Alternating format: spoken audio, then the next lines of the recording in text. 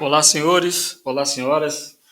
Chegamos na nossa quarta abordagem sobre a estrutura dos tribunais de contas no Brasil. Nessa abordagem, eu vou falar sobre a figura do relator que existe nos tribunais de contas, que ocupa, então, o terceiro pavimento daquele nosso edifício imaginário chamado Tribunal de Contas. Então, a figura do relator será o nosso ponto central nessa abordagem. Está aí ele aí, tá? Um pouco abaixo aí do Tribunal Pleno e acima aí do Ministério Público de Contas e da Secretaria-Geral de Controle Externo.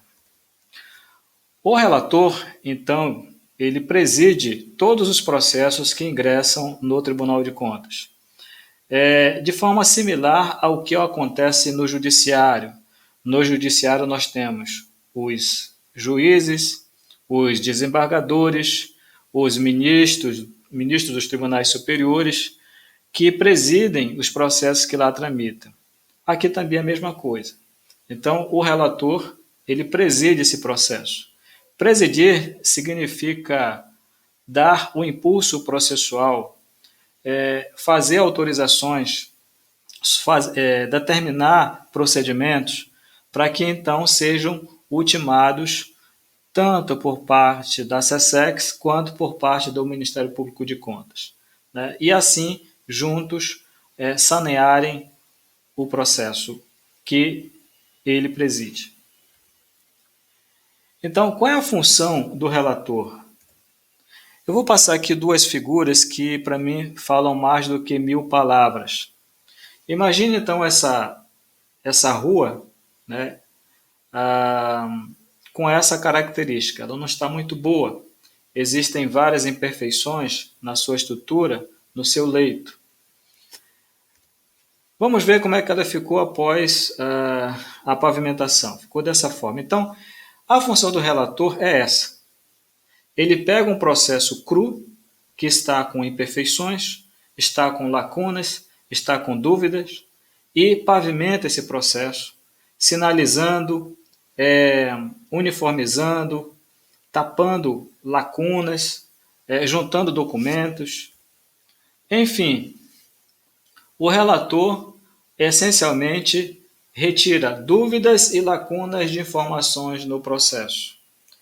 É isso que se chama saneamento processual. É retirar dúvidas e lacunas de informações.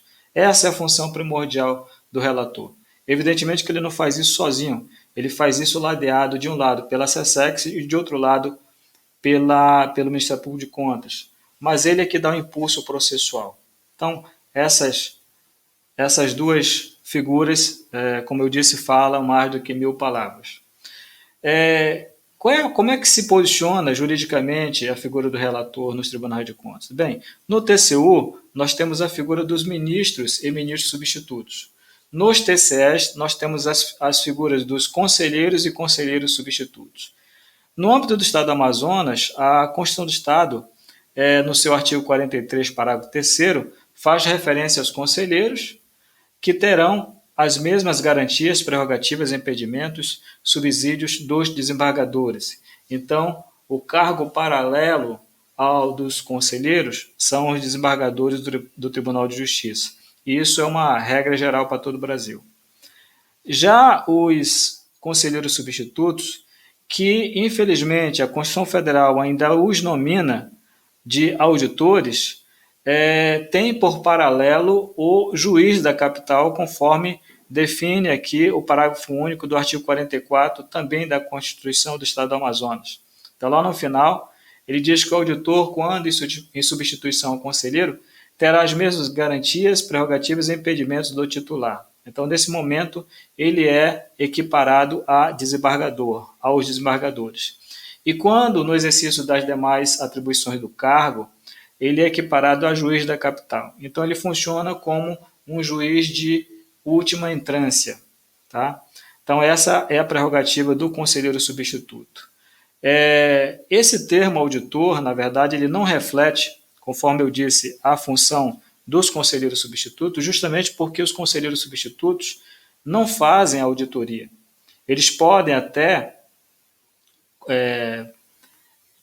participar de alguma inspeção física, mas para fins de saneamento processual, a fim de que ele próprio tenha contato direto com a realidade que ele está estudando, né? Mas ele não é um auditor. Auditor em Tribunal de Contas são os servidores públicos que ocupam a função na SESEX, na Secretaria de Controle Externo. Então, o termo mais adequado é conselheiro substituto, tá? Que na verdade são conselheiros substitutos, assim como existem a figura dos desembargadores federais, dos desembargadores do trabalho, que a Constituição também não os nominou dessa forma, mas que com o tempo acabaram incorporando essa nomenclatura. Os auditores do Tribunal de Contas passaram a incorporar a nomenclatura na prática de conselheiros substitutos, porque assim o são, né? Eles presidem o processo juntamente com os conselheiros titulares. Então, essencialmente, é essa a função do relator.